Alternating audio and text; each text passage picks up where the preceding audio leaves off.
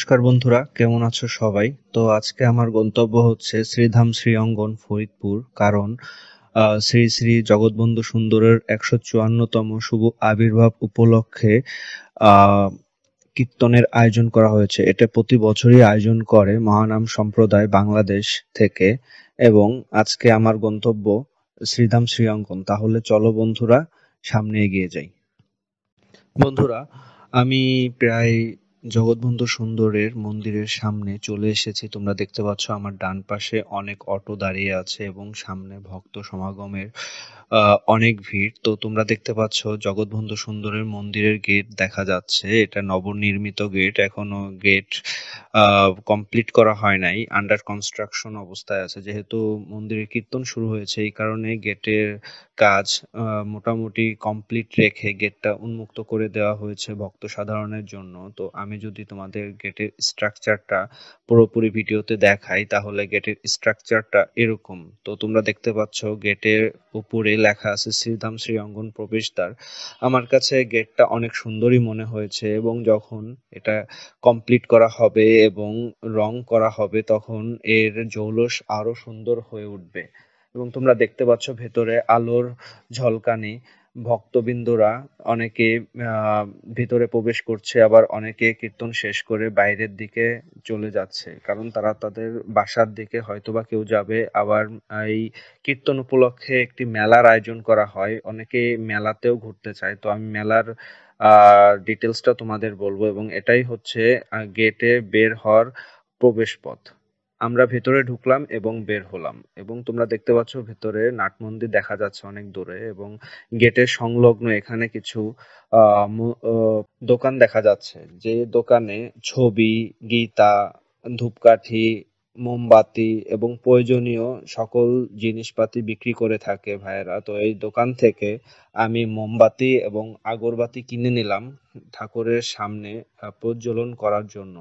এবং তোমরা দেখতে পাচ্ছ দোকানদার ভাইয়ের পেছনে ময়ূরের তৈরি পাখনা, যেটা ঠাকুরকে বাতাসে দেওয়ার জন্য ব্যবহার করা হয়। এবং এই দোকান থেকে মোমবাতি আগরবাতি কেনার পরে এই দোকানের পাশেও আরেকটা দোকান আছে, যে দোকানেও আমি ভিতরে ঢুকেছি এবং দেখেছি দোকানে কি কি আছে। তো তোমাদেরকে যদি আমি এই দোকানের ভেতরে নিয়ে যাই, তোমরা দেখতে পারবা এখানে ধর্মীয় গ্রন্থা গ্রন্থাগার ছাড়াও এখানে আমাদের দৈনন্দিন পূজা অর্চনার জন্য যাবতীয় আসবাবপত্র এবং কীর্তনের জন্য করতাল, মালা নেওয়ার জন্য মালা এবং মালার ব্যাগ, এ সবকিছুই আছে। তোমরা দেখতে পাচ্ছ ওই ভিডিওতে আমি তুলে ধরার চেষ্টা করেছি। এবং মালা আছে, ঠাকুরের মালা, লক্ষ্মীর পায়ের ছাপ এবং যাবতীয় ছবি। এবং তোমাদের যদি কারো কিছু দরকার পড়ে, তোমরা এই দোকান থেকে কিনতে পারবা। এখানে লোকনাথ বাবার সুন্দর একটি ছবি দেখা যাচ্ছে। তো বন্ধুরা, গেটে এখানে শ্রীধাম শ্রীঅঙ্গনের প্রবেশদ্বার কেমন হবে সেটার একটা স্ট্রাকচার দেওয়া হয়েছে। এরকমই মূলত কমপ্লিট করার পরে সেম এরকম দেখতে হবে। তো এটা হচ্ছিল নমুনা স্ট্রাকচার। তো তোমরা দেখতে পাচ্ছ গেটের প্রায় 60% কাজই প্রায় কমপ্লিট। এখন আমি ভেতরে নাট মন্দিরের উদ্দেশ্যে যাত্রা শুরু করব। তোমরা দেখতে পাচ্ছ ভক্তবৃন্দরা দলে দলে কিভাবে মন্দিরে যাচ্ছে কীর্তন শোনার জন্য, এবং চারিদিকে লাইটের সমাগম। তো সব মিলিয়ে একটি আনন্দঘন মুহূর্ত দেখা যাচ্ছে। ছোট থেকে বড় সবাই এই কীর্তনে আসে এবং সবাই ঠাকুরের নাম ভক্তি ভরে শুনে। তাদের মন এবং পবিত্রতার স্থান হচ্ছে এই শ্রীধাম শ্রী অঙ্গন। এবং আরেকটি কথা বলে রাখি, প্রতি শুক্রবারেও এখানে যথেষ্ট রকমের ভক্ত সমাগম হয়। তারা বসে কীর্তন শুনে এবং নিজেদেরকে আহ একটি শুদ্ধ স্থানে নিয়ে যায়। তো বন্ধুরা, এই হচ্ছে আমার সামনে নাট মন্দিরের কাছাকাছি প্রায় চলে এসেছি। এখানে তোমরা দেখতে পাচ্ছ আমার বাঁ পাশে অনেক দোকান বসেছে। যেমন এখানে এই ভাইয়া নিরামিষ নুডলস বিক্রি করছে এবং শরবত বিক্রি করছে, কারণ প্রচন্ড গরমের কারণে মানুষের ডিহাইড্রেশনের জন্য এই শরবতটা খুবই উপকারী। এবং এটি হচ্ছে বট গাছ। বট গাছের পাড়ে অনেক ভক্তবিন্দুদের সমাগম। তো সামনে এটা হচ্ছে মালাই, কি মালাই বরফ দিয়ে করে এটা আমি ঠিক জানি না। এবং এখানে পুতুল এবং খেলনা ঘর, এগুলোরও দোকান বসেছে। কারণ আসলে দোকানদার বসে তাদের বিক্রির আশায়, এবং ভক্তবৃন্দরা, অনেক বাচ্চারা আছে এগুলো কিনে। এবং এখানে তোমরা দেখতে পাচ্ছ মেয়েদের চুড়ি আছে, গলার মালা আছে, ব্যান্ড আছে, অনেক কিছু নিয়ে এই ভাইটা বসেছে। এবং এই হচ্ছে হলো অবস্থা। এটা হচ্ছে গীতা কেন্দ্র।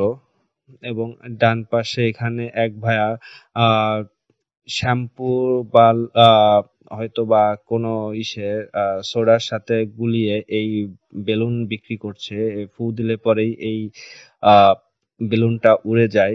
বাচ্চারা অনেক প্রিয় খেলনা এটা, আমিও ছোটবেলায় অনেক খেলেছি এটা, খেলতে অনেক ভালোই লাগে। এখানে এই দাদুও আহ, এই পুতুল নিয়ে বসেছে, এবং প্রতি পিস পুতুলের মূল্য 150 টাকা ধরেছে, হয়তোবা দামাদামি করলে কিছু কম পেতে পারে না। এবং এখানে যারা শিশুরা আছে এবং বয়স্করাও আছে, অনেকে ঘর সাজানোর জন্যও কিনে, অনেকে আবার কি বলবো, খেলার জন্যও কিনে। তো এই হচ্ছে হলো অবস্থা। তো এখন নাট মন্দিরের সামনে যাব। তো চলো বন্ধুরা, সামনে আগাই। তো আমি নাট মন্দিরের প্রবেশদ্বারে চলে এসেছি। ঢোকার সময় এরকম একটা স্ট্যাচু দেখা যাবে যে তিলক দেওয়ার জন্য বসে আছে। এটা আমার কাছে খুবই ভালো লেগেছে।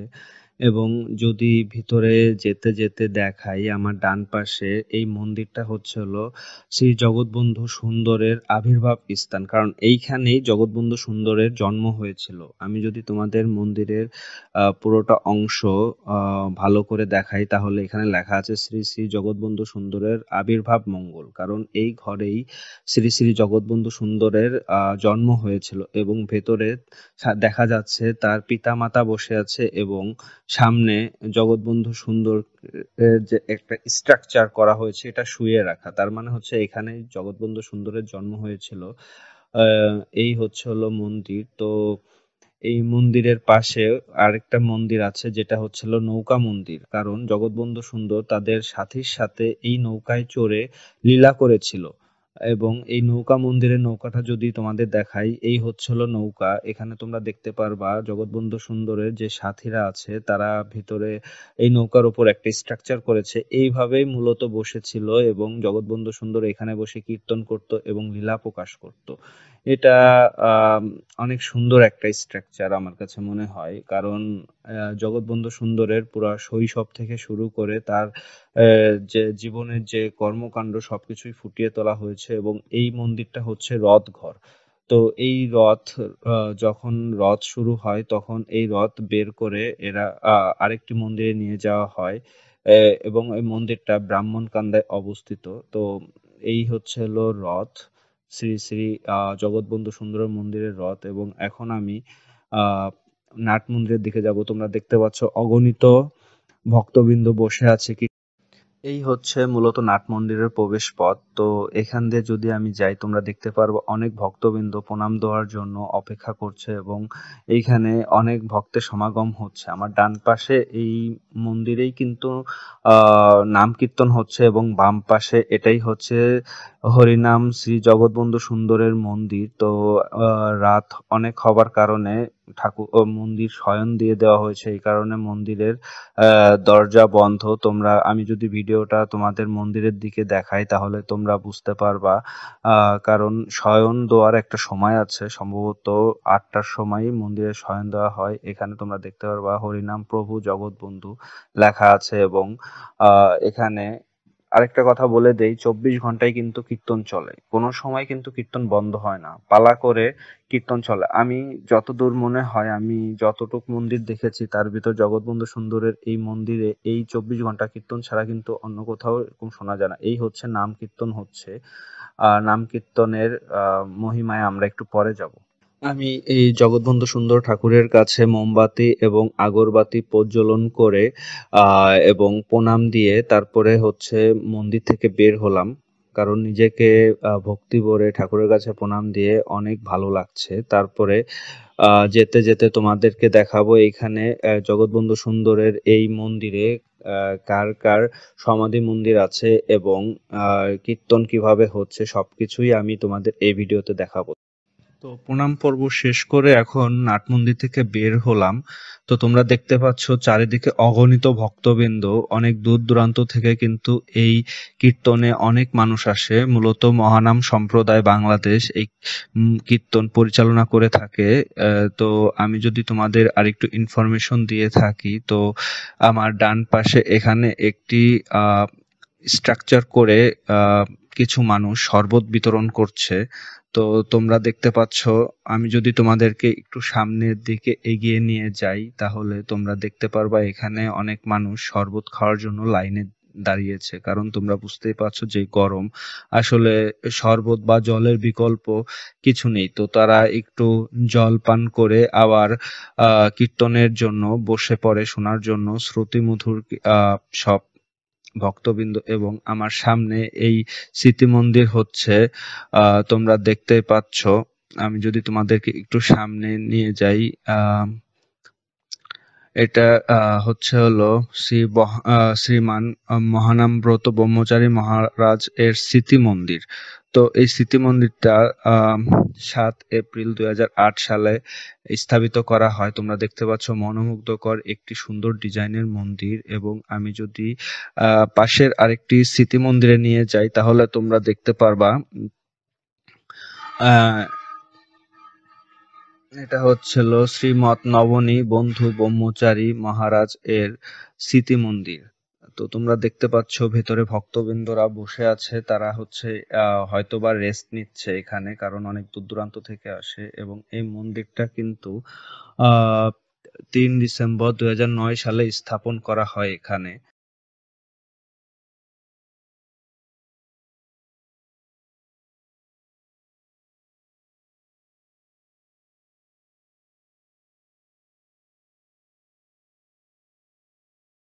তো বন্ধুরা, ওইখান থেকে বের হয়ে আরেকটা স্মৃতি মন্দির আমার সামনে চলে আসলো। তো আমি যদি একটু আগিয়ে দেখাই, এখানে শ্রী গুরু প্রণাম মন্ত্র লেখা আছে। তো তোমরা প্রণাম মন্ত্র দেখতেই পাচ্ছ। এবং আমি যদি ডান পাশে নেই তাহলে তোমরা দেখতে পারবা এটা শ্রী অমর বন্ধু ব্রহ্মচারী মহারাজের সমাধি মন্দির। এখানে তার একটি বাণী লেখা আছে। তো তোমরা দেখতে পাচ্ছ কি সুন্দর একটি বাণী। তো এই হচ্ছে শ্রী অমর বন্ধু ব্রহ্মচারীর ছবি এবং তার সমাধি। এখানে তার অনুসারী অথবা যারা আছে তারা ফুল দিয়ে শ্রদ্ধা ভরে নিবেদন করে। এবং এখানে আরেকটি সমাধি মন্দির, এটা হচ্ছিল শ্রীমৎ হরিপ্রিয় ব্রহ্মচারী মহারাজের সমাধি মন্দির। তোমরা দেখতে পাচ্ছ ছবি রিফ্লেক্টের কারণে হয়তোবা তোমরা ছবিটা ভালো করে দেখতে পাচ্ছ না, লাইটের রিফ্লেক্টের কারণে। তো আমি যদি আরেকটু সামনে এগিয়ে নিয়ে যাই, এখানে আরো সমাধি মন্দির কিন্তু রয়েছে। এইখানে এই হচ্ছে আরেকটা সমাধি মন্দির। এটা হচ্ছে হলো শচীন নন্দন ব্রহ্মচারী মহারাজের সমাধি মন্দির। এবং তার পাশে এটি হচ্ছে আরেকটি সমাধি মন্দির। এটি এখানে শ্রী বন্ধু সেবক ব্রহ্মচারীর সমাধি মন্দির। এবং আমি যদি একটু আগিয়ে যাই তাহলে আমার ডান পাশে এটাও কিন্তু আরেকটা সমাধি মন্দির। তো তোমরা দেখতে পাচ্ছ এখানেও কিন্তু শ্রী গুরু প্রণাম মন্ত্র লেখা আছে। এবং এটি হচ্ছে হলো শ্রী বন্ধু কমল ব্রহ্মচারী মহারাজের সমাধি মন্দির। এবং তার বাণীও এখানে সুন্দরভাবে খোদাই করে লেখা। এবং এটাই হচ্ছে হলো তার সমাধি মন্দির এবং তার ছবি দিয়ে রেখেছে। তোমরা দেখতে পাচ্ছ ভেতরে অনেক পয় পরিষ্কার করে রাখা এবং তার শিষ্য অথবা যারা আছে তার অনুসারীরা ফুল দিয়ে তাকে শ্রদ্ধা ভরে স্মরণ করে। এবং এটা হচ্ছে আরেকটি সমাধি মন্দির। তো আমি যদি তোমাদের একটু সামনে নিয়ে দেখাই তাহলে এখানে শ্রী গুরু প্রণাম মন্ত্রও লেখা আছে। এবং এই হচ্ছে হলো সমাধি মন্দিরে ওনার ছবি এবং সমাধি। তো আমি যদি এই সমাধি মন্দিরটা একটু দূর থেকে ভালো করে ভিডিও করে দেখাই তাহলে তোমরা আরো স্পষ্টভাবে দেখতে পারবা। এটা হচ্ছে হলো মহাবতারী শ্রী শ্রী প্রভু জগৎবন্ধু সুন্দরের নিত্যলীলা সঙ্গী আচার্য মহেন্দ্রজির সমাধি মন্দির।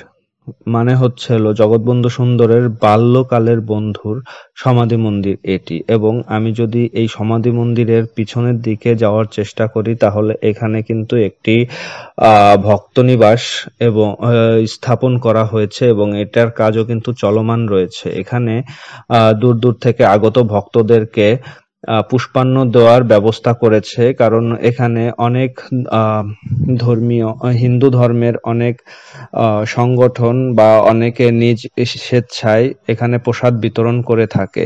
এবং সামনে যদি আমি আগাই তাহলে তোমরা দেখতে পারবা অনেক ভক্তবৃন্দ কিন্তু পুষ্পান্ন প্রসাদ গ্রহণ করার জন্য লাইনে দাঁড়িয়েছে এবং তারা প্রসাদ নিয়ে নিজের আত্মাকে তুষ্ট করেছে। এবং আমিও এই লাইনে দাঁড়িয়েছিলাম এবং সামনে যে আমিও পুষ্পান্ন নেব এবং আমি নিজের মন প্রাণকে শুদ্ধ করে নেব।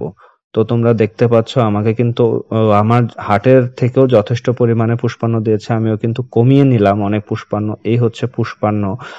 তো এটা হচ্ছে হলো প্রসাদ, শ্রী জগৎবন্ধু সুন্দরের প্রসাদ। তোমরা দেখতে পাচ্ছ দুইটি সংস্থা থেকে প্রসাদ বিতরণ করা হচ্ছে পুষ্পান্ন, এবং আমিও পুষ্পান্ন খেয়ে তারপরে নাট মন্দিরের উদ্দেশ্যে যাব, তোমাদেরকে কীর্তনের ওইখানে নিয়ে যাব, কীর্তন শোনাবো। তো আশা করছি তোমরা এই ভিডিওতে আমার সাথেই থাকবে। তো এখন আমি নাট মন্দিরের ভিতরে যাব এবং কীর্তন শুনবো। তো আমিও তোমাদের কীর্তন শোনানোর ব্যবস্থা করব। তো এখন আমি আর কথা বাড়াবো না, তো তাহলে চলো কীর্তন শুনি এবং মনকে পবিত্রতার রূপ দিই।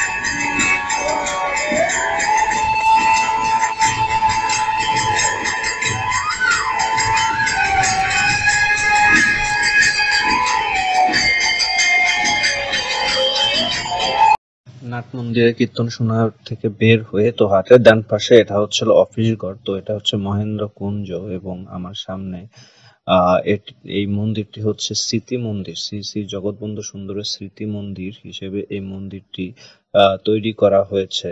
তো আমি যদি তোমাদেরকে একটু সামনে এগিয়ে নিয়ে দেখাই তাহলে তোমরা দেখতে পারবা এখানে জগৎবন্ধু সুন্দরের একটি বিগ্রহ রয়েছে এবং মন্দিরটা যথেষ্ট পরিমাণে বড় এবং এই হচ্ছে হলো স্মৃতি মন্দির।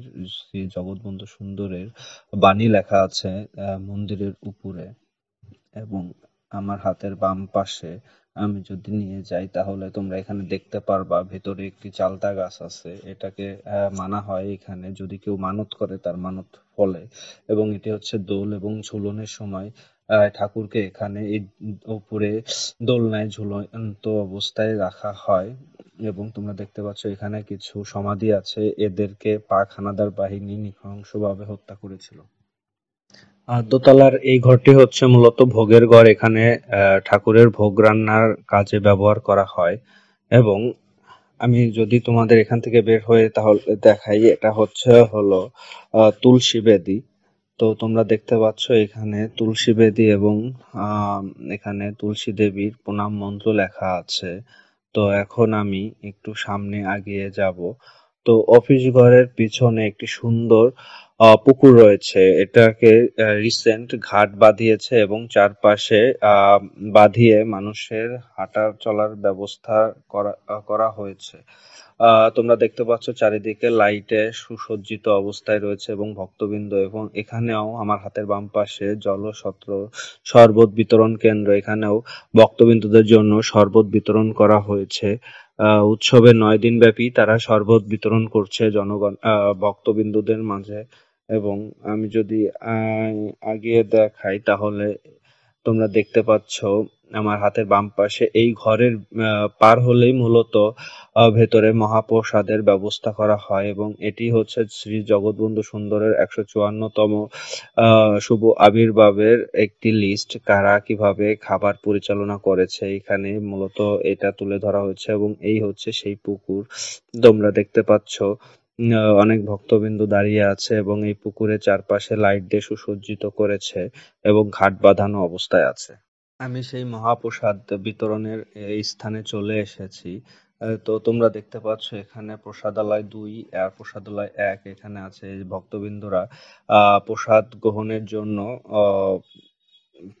বাটিতে প্রসাদ নিয়েছে এবং এই আহ, অংশের ভেতরে মূলত প্রসাদ রাখা হয়, তারপরে ভক্তবৃন্দদের মাঝে বিতরণ করা হয়। তোমরা দেখতে পাচ্ছ প্রসাদ হিসেবে আজকে খিচুড়ির ব্যবস্থা করা হয়েছে এবং যারা এই পরিচালনা কমিটিতে আছে খিচুড়ি দেওয়ার দায়িত্বে তারা খিচুড়িটাকে আহ দমে দিয়ে গাঢ় করে ভক্তবৃন্দদের মাঝে পরিবেশন করতেছে। তো তোমরা দেখতে পাচ্ছ এখানে অনেক ভক্তবৃন্দ, তো সবাই প্রসাদের জন্য মূলত এখানে এসে প্রসাদ নিচ্ছে, আবার কেউ কেউ বাসার জন্য নিয়ে যাচ্ছে কারণ বাসায় বয়স্ক মানুষ থাকে, শিশুরা থাকে, তারা প্রসাদের জন্য হয়তোবা অপেক্ষা করে এদের কাছ থেকে প্রসাদটা নিয়ে তারা বাসায় যায় এবং পরিবারের সবার সাথে আনন্দঘন মুহূর্তে প্রসাদ খায় এবং তোমরা দেখতে পাচ্ছ এখানে কোনো বিশৃঙ্খলার ব্যবস্থা নেই, সবাই আহ খুব শান্তি সুলভভাবে প্রসাদ গ্রহণ করছে এবং আনন্দঘন একটা সুন্দর মুহূর্ত এখানে দেখা যাচ্ছে। তো আমি আর কথা বাড়াবো না, তোমরা ভিডিওটা দেখতে থাকো এবং উপভোগ করতে থাকো। তো এই জগৎবন্ধু সুন্দরের এই আহ আবির্ভাব উপলক্ষে যে কীর্তনের আয়োজন করা হয় এটি প্রতি বছরই করা হয় এবং এই কীর্তনের আহ সাথে সাথে এখানে কিন্তু একটি মেলারও আয়োজন করা হয়। তো ইতিমধ্যে আমি মন্দির থেকে বের হয়ে মেলার ভিতরে ঢুকে গেলাম। তোমরা দেখতে পাচ্ছ এখানে খুরমার দোকান আছে অনেক এবং সামনে আগিয়ে দেখা যাবে বিভিন্ন ধরনের সরঞ্জামের দোকান, যেমন শিশুদের জন্য খেলনার দোকান আছে, আবার চুড়ি আছে, আবার এখানে পাপড় বিক্রি হচ্ছে, এখানে ঠাকুরের জিনিস এবং এখানে হয়তোবা ফল দিয়ে কিছু একটা জুসের ব্যবস্থা করা হয়েছে, তারা জুস বিক্রি করতেছে ভক্তবিন্দুদের মাঝখানে। তো আমি যদি আরো মেলার ভেতরের দিকে তোমাদেরকে ফুটিয়ে তোলার চেষ্টা করি তাহলে তোমরা দেখতে পারবা এখানে হরেক রকমের দোকান বসেছে। এটা হচ্ছে হলো মেয়েদের মালা, তারপরে কানের দুল, ভ্যানিটি ব্যাগ, পাখার দোকান, এবং এখানেও একই রকমের দোকানই বেশি সম্ভবত। এবং আমার ডান পাশে এখানে তোমরা দেখতে পারবা টুপি, সানগ্লাস। মূলত এটি ছেলেদের অ্যাক্সেসরিজ হিসেবেই ব্যবহার করা হয়। এটা বাম পাশে মেয়েদের অ্যাক্সেসরিজ। এবং মেলায় যতই ভিতরে ঢুকতে যাব ততই এখানে হচ্ছে শিশুদের খেলনার দোকান। এটা মূলত শিশুরা এখান থেকে খেলনা কিনে খেলাধুলা করে। এবং এখানে হচ্ছে হলো পুতুল, তারপরে তোমার হচ্ছে হলো বিভিন্ন ধরনের ব্যাগ এবং আরো অনেক ধরনের সরঞ্জাম আছে। তো বন্ধুরা চলো মেলার আরো গভীরে যাওয়া যাক। তো মোটামুটি আমি আরো মেলার ভেতরে চলে আসলাম। তো আশেপাশে মোটামুটি দোকানগুলোতে দেখলে বোঝা যাবে এখানে সেম ক্যাটাগরির দোকান বেশি। এটা হচ্ছে হলো চশমার দোকান, আর উপরে টুপির দোকান। এখানে মূলত বাসা থালা বাসন, জগ, হাতা খন্তা এগুলারই সব দোকান। তো এগুলাই হচ্ছে হলো মূলত বেশিরভাগ দোকান। ডান পাশে ব্যাগের দোকান, এবং ভক্তবৃন্দরা তাদের প্রয়োজনীয় অনুযায়ী জিনিসপাতিগুলো কিনতেছে। এখান থেকে দামাদামি করারও সুযোগ আছে। তো দোকান দেখতে দেখতে সামনে চলতে চলতে এখানে এই দোকানটায় আমার চোখটা আটকে গেছে, কারণ এখানে ইউনিক ডিজাইনের গলার সেট, কানের দুল এবং মেয়েদের সব অ্যাক্সেসরিজ এখানে এই ভাইটা এনেছে। তোমরা দেখতে পাচ্ছ অনেক সুন্দর সুন্দর ডিজাইনের এই অলংকারগুলো এখানে ডিসপ্লে করা হয়েছে, এবং তারা প্রয়োজনীয়ভাবে কিনতেছে। এগুলো হচ্ছে হলো খুব সম্ভবত হাতের আংটি, এবং এই আংটি, চুলের খোপার গোলাপ তোমরা দেখতে পাচ্ছ। এই ভাইয়ের দোকানটা আসলেই অনেক সুন্দর, এবং আহ ভক্তবৃন্দরা বা কাস্টমাররা তাদের চাহিদা অনুযায়ী কিনে এগুলো তারা তাদের প্রয়োজনীয় দৈনন্দিন কাজে ব্যবহার করতেছে। তোমরা দেখতে পাচ্ছ মেলায় কি সুন্দর সুন্দর রকমের মিষ্টির দোকান উঠেছে, এবং মিষ্টির দোকানের সাথে আরো অনেক দোকান উঠেছে মেলায়। তো এখানে এটা সম্ভবত কালো জাম, এখানে ছানার সন্দেশ, এবং এটা দেখতে পাচ্ছ তোমরা দই, মাটির ভাঁড়ে দই রাখা আছে। এরা দোকানদার ভাইয়েরা বিক্রি করার জন্য এনেছে। তো আমি যদি আরো সামনে আগাই তাহলে তোমরা দেখতে পাবা আমার ডান পাশে আচারের দোকান। এটা হচ্ছে খাজা। তো এই দোকানদার ভাই আমাকে এটা দিচ্ছে খাওয়ার জন্য। তো এটা এখানে হরেক রকমের আচার তোমরা দেখতে পাচ্ছ। আচারের উপরে নাম লিখে বাঁশের সাথে লাগিয়ে আচারের উপর রেখে দেওয়া হয়েছে, যাতে সবাই নিশ্চিন্তে বুঝতে পারে এবং কিনতে পারে। এবং এটা হচ্ছে ফুচকার দোকান। এটা হচ্ছে লেবুর টক, পুদিনা পাতার টক, সরিষার ঝাঁঝ, দই টক, তেঁতুলের টক, জিরা পানির টক, মিষ্টি টক, এবং আরো অনেক ধরনের আহ টক দিয়ে এই ফুচকা বিক্রি করে। এবং এখানে বেশ ভালোই কাস্টমার আমি দেখতে পেলাম। আহ, ওনার দোকানে, ওনার নাম হচ্ছে ইউনুস ভাই। তো আমার বাম পাশে এটা হচ্ছে হলো চটপটি ফুচকার দোকান। এখানে আরো অনেক দোকান রয়েছে, এবং তোমরা দেখতে পাচ্ছ এটা হচ্ছে হলো ঝালমুড়ির দোকান। বাম পাশে এটা হচ্ছে চটপটির দোকান। এই যে ঝালমুড়ি ভাইয়েরা বিক্রি করতেছে। তো আমার বাম পাশে এটা হচ্ছে হলো তোমার হচ্ছে স্মোকি বিস্কুটের দোকান, মানে হচ্ছে হলো বিস্কুট দিয়ে ধোঁয়া বের হবে এরকম টাইপের। এবং সামনে দেখতে পাচ্ছ বিভিন্ন ধরনের নাগরদোলা আছে, নৌকা আছে। এগুলাই একটু পরে আমি তোমাদের ডিটেলস দেখাবো। তো আমি নাগরদোলার সামনে চলে আসলাম। তোমরা দেখতে পাচ্ছ এখানে ছোট ছোট শিশুরা এই নাগরদোলায় বসে মজা অনুভব করতেছে। তো এই বৃদ্ধ চাচা এই নাগরদোলা তার দায়িত্বে আছে, এবং তিনি এই নাগরদোলাটা ঘুরিয়ে ঘুরিয়ে শিশুদেরকে আনন্দ দেওয়ার চেষ্টা করতেছে। তোমরা দেখতে পাচ্ছ শিশুরা অনেক এনজয় করতেছে, এবং নাগরদোলার স্পিডটা আস্তে আস্তে চাচা বাড়িয়ে দিচ্ছে, যাতে শিশুরা আর একটু বেশি ভালো করে মজা করতে পারে। তো যাই হোক, এই নাগরদোলার পরে আহ, আরেকটা নাগরদোলা আছে, ওইটার সামনে যাব, এবং আরো কিছু সার্কাস আছে, ওগুলা তোমাদেরকে দেখাবো। তোমরা সাথে থাকো। তোমরা দেখতে পাচ্ছ পাশাপাশি দুটো নাগরদোলা, একটা হচ্ছে হলো নিচ দিয়ে ঘুরে, আরেকটা হচ্ছে হলো উপর দিক থেকে নিচে নামে। তো আমি চিন্তা করেছি এই উপর দিক থেকে নিচে নামার এই নাগরদোলাটায় চড়ে দেখব কেমন মজা এবং কেমন অনুভব হয়। তো সাধারণত অনেক বছর নাগরদোলায় চড়া হয় না, তো এবার ভাবছি নাগরদোলায় চড়ে হয়তোবা একটু আনন্দ আর মজা দুটোই নেওয়ার চেষ্টা করব। এবং আমার সামনে তুমি দেখতে পাচ্ছ একটা নৌকা, এখানে লাইটিং করছে করছে এবং গানের তালে তালে এই নৌকাটা দোল খায় এবং প্রত্যেকটা রাইডের ফিক্সড মূল্য সেটা হচ্ছে 50 টাকা পার পার্সন এবং এটা দেখতে পাচ্ছ পোলাপানরা লাফালাফি করতেছে। এটা হচ্ছে ইলাস্টিকের একটা খেলনা। তো আমার বাম পাশে ওইখানে আরেকটা স্লিপারই দেখতে পাচ্ছ, পোলাপানরা উপর দিক থেকে উঠে স্লিপ কেটে নিচে নেমে যাইতেছে। তো এই হচ্ছে নৌকা, ওই যে নৌকার দোলানি শুরু হয়ে গেছে ইতিমধ্যে, গানের তালে তালে এই নৌকাটা চলে। এবং আমি যদি তোমাদের এই নাগরদোলাটা দেখাই তাহলে নাগরদোলাটা এইভাবেই ঘুরে ঘুরে উপর থেকে নিচে নামবে। এবং আমি যদি একটু সামনের দিকে তোমাদেরকে নিয়ে যাই তাহলে এখানে একটি ভূতের বাড়ি নামক একটি সার্কাস অথবা ভয় দেখানোর একটা কৌশল এই সার্কাস ভাইয়েরা করেছে এবং এটারও জনপ্রতি প্রবেশ মূল্য মাত্র 50 টাকা। এই হচ্ছে ভূতের বাড়ি। তো তোমরা দেখতে পাচ্ছ ভূতের ছবি দিয়ে এটা করা হয়েছে এবং এই হচ্ছে নৌকা, নৌকা দোল খাচ্ছে। এই হচ্ছে রাইড। তো আমরা 5 জন মিলে এই নাগরদোলার রাইডে উঠেছিলাম। তো সত্যি কথা বলতে প্রথম একটু ভয় লাগলো, পরে বেশ এনজয় করেছি এবং অনেক ভালো লেগেছে নাগরদোলায় অনেক বছর পর উঠে। তো জনপ্রতি প্রবেশ মূল্য ছিল 50 টাকা মাত্র। তো আমাদের 5 জনের কাছ থেকে 250 টাকা চার্জ করা হয়েছে। যদিও টাকা অনুযায়ী নাগরদোলা রাইড বা সময় ডিউরেশনটা অনেক কম, তারপরও আমি বলবো এই নাগরদোলায় এই রাইডটা নিয়ে অনেক ভালো এবং মজা লেগেছে আমার কাছে। যদিও ভিডিও কোয়ালিটিটা অত ভালো হয় নাই এবং আমি দুঃখিত, কারণ এখানে উপর থেকে নিচে যখন নামছে তখন বেশ ভয় লাগতেছিল প্রথমে, এই কারণে ক্যামেরার অ্যাঙ্গেলটা ভালো করে ধরতে পারি নাই। প্রায় 2 মিনিটের মতো এই রাইডটা দেখানো হয়েছে, ঘোরানো হয়েছে এবং বেশ আনন্দ করে আমরা সবাই 5 জনই মোটামুটি বেশ মজা অনুভব করেছে। এবং তোমরা আমার শেষ পর্যন্ত দেখলে বুঝতে পারবা আমার অনুভূতি। এবং লাস্টে আমি বেশ অনুভব করেছি সেটা আমার বডি ল্যাঙ্গুয়েজ এবং আমার অনুভূতি বা আমার সবকিছু মিলিয়েই বডি ল্যাঙ্গুয়েজ বা যেটাই বলি না কেন তোমরা দেখলে হয়তো বা বুঝতে পারবা। তো যাই হোক, তাহলে রাইডটা অনুভব করি আর কিছু না বলে।